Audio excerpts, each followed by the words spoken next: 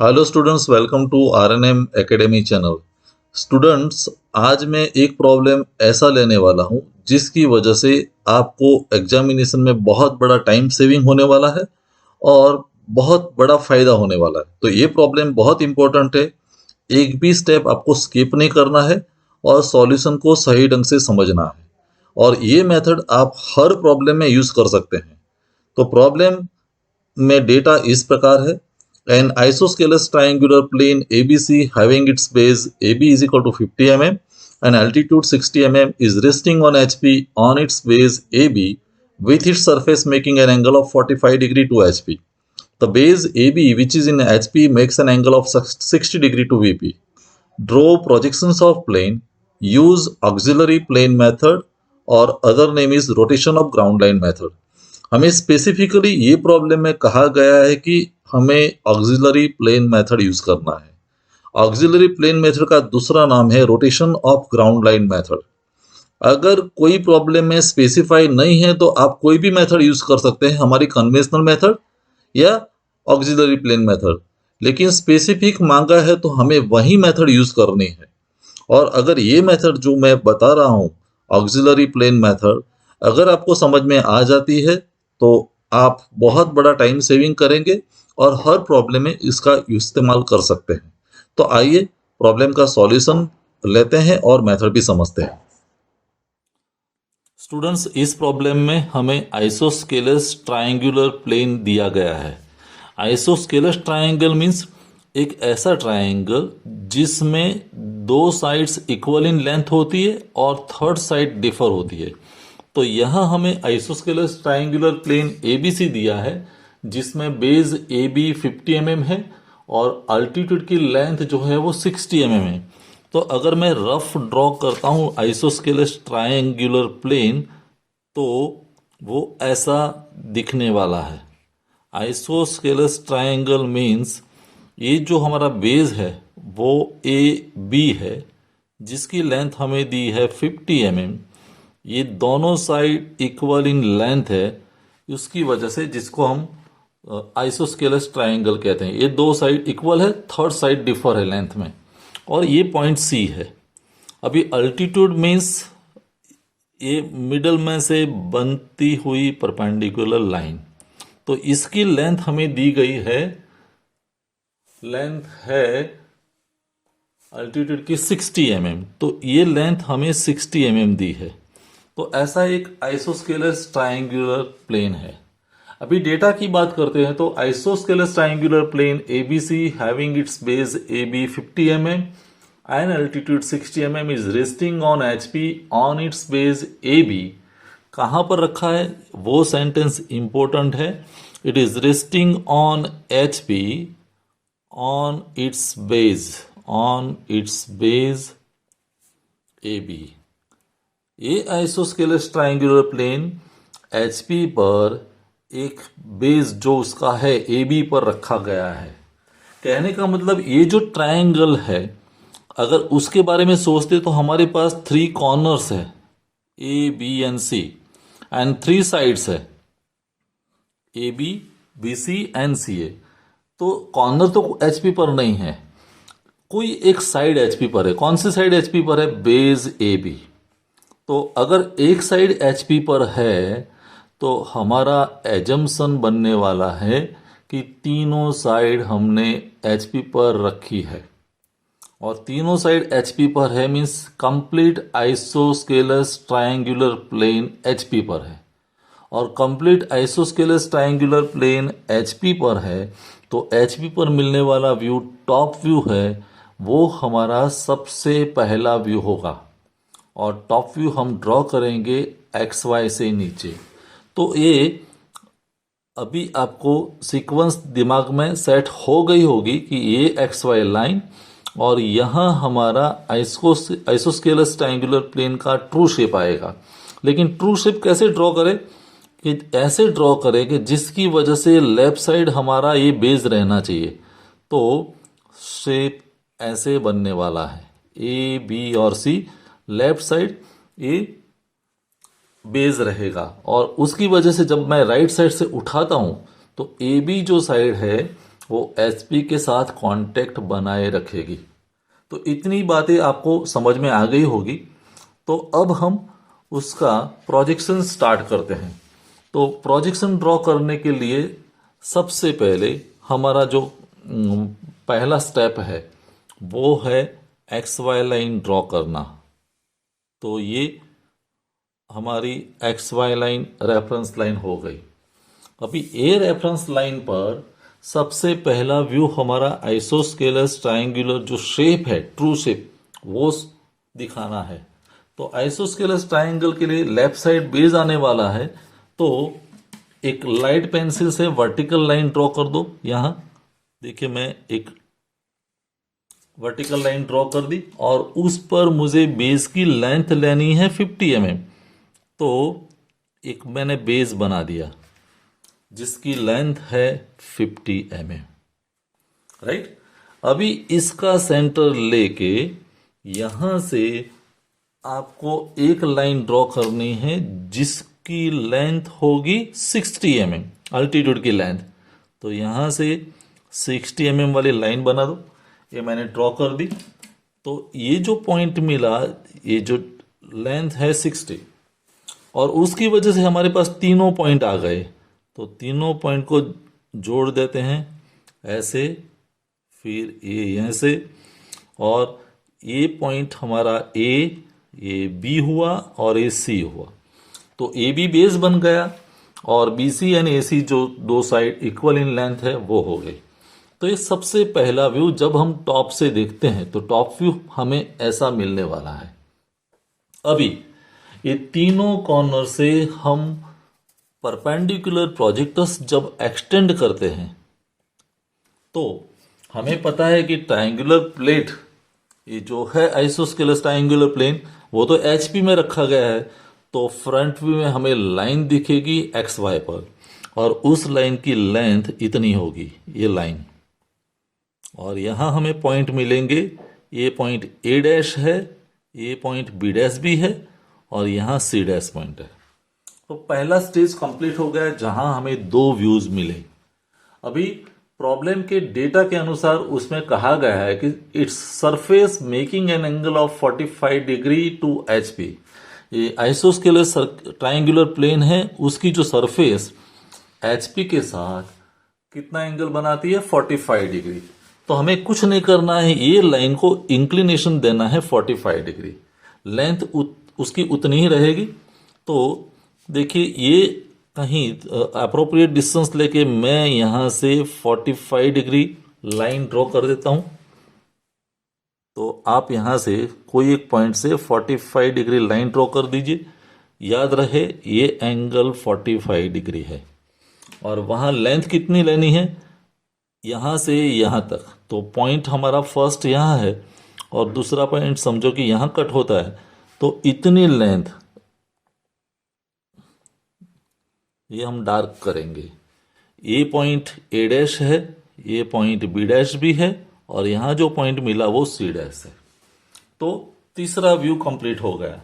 अभी इस व्यू में से हम परपेंडिकुलर प्रोजेक्टर्स फिर ड्रॉ करने वाले हैं।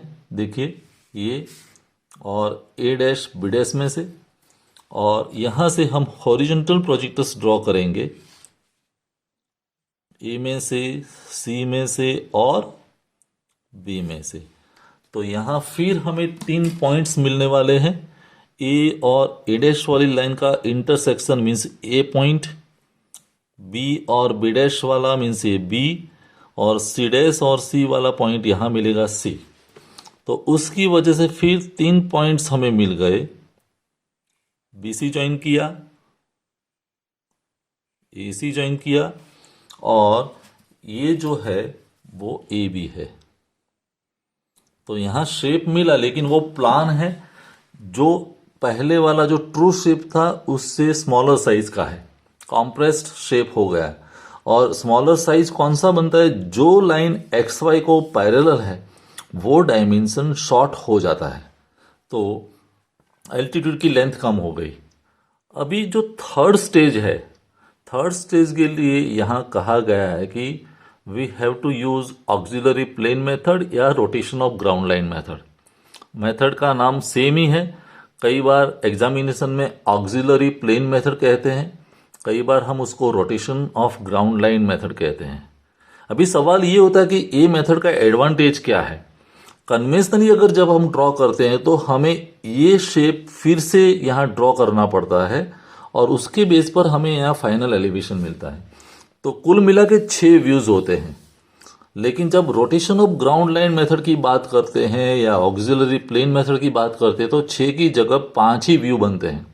तो एक व्यू ड्रॉ करने का जो टाइम है वो बच जाता है। तो टाइम में बहुत बड़ा सेविंग होता है एग्जामिनेशन में भी। तो ये मेथड आपको समझ में आनी चाहिए। मैं डिटेल में आपको वो समझाता हूँ, कहीं भी डिफिकल्टी नहीं रहने वाली है। तो rotation of ground line method में हम क्या करते हैं, उसका बेस क्या है। तो यहाँ हमें आगे कहा गया है कि जो बेस ए बी है which is in H P makes an angle of 60 degree to V P. जो बेस हमारा ए बी है वो वीपी के साथ 60 डिग्री एंगल बनाता है।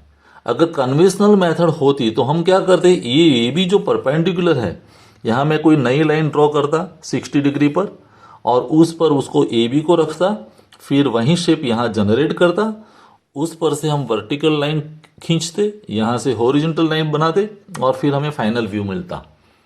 तो यहाँ हमने शेप ए बी साइड है उसको मैंने उसकी पोजीशन चेंज की, ये रेफरेंस लाइन एक्स वाई को मैंने नहीं बदला है। तो उसकी जगह इसका हार्ट क्या मैं बता दूं कि एक हमारे पास एक्स वाई लाइन है और दूसरा ये एक्स वाई लाइन, ये एक्स वाई लाइन है और दूसरी साइड जो है वो ए बी है। ये दोनों के बीच एंगल हमें 45 डिग्री करना है। तो मेरे पास 2 ऑप्शन है, मैं एक्स वाई को एज इट इज रखूं और ए बी को चेंज करता हूं, तो वो हमारा कन्वेंशनल मेथड। लेकिन अगर मैं ए बी को चेंज नहीं करता हूं, उसकी पोजीशन वहीं पर रखता हूं, तो मुझे एक्स वाई को बदलना पड़ेगा। तो मैं एक नई लाइन यहां ड्रॉ करता हूं एक्स वाई, जिसकी वजह से दोनों के बीच का एंगल 45 डिग्री हो जाए। तो ये मेथड जो है जहां मैं लाइन को रोटेट करता हूं, लाइन को चेंज करता हूं, उसकी वजह से उसको कहते हैं rotation of ground line method. तो होगा क्या, मैं ये पोजीशन को बदलने वाला नहीं हूं ए बी को। तो ए बी के साथ 45 डिग्री एंगल बन जाए ऐसे मैं एक नई लाइन प्रोड्यूस कर रहा हूं। देखिए ये मेरी नई लाइन, जिसको हम x1 y1 भी कह सकते हैं। ये लाइन मैंने ड्रॉ कर दी, ये लाइन जिसको हम कहेंगे x1 y1। और याद रहे ये ए बी है, ये x1 y1 है, ये दोनों के बीच का एंगल 45 डिग्री हो।